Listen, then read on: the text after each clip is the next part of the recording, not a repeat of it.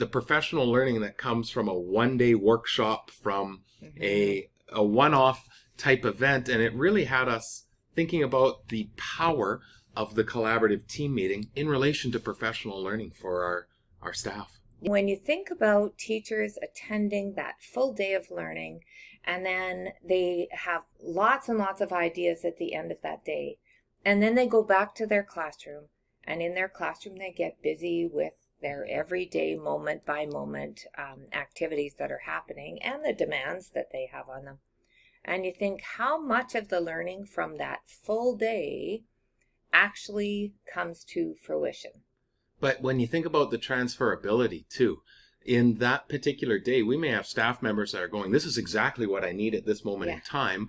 Others that are going, this isn't really impacting my practice at this point. And others that are going, this doesn't quite apply to what my needs are at this time.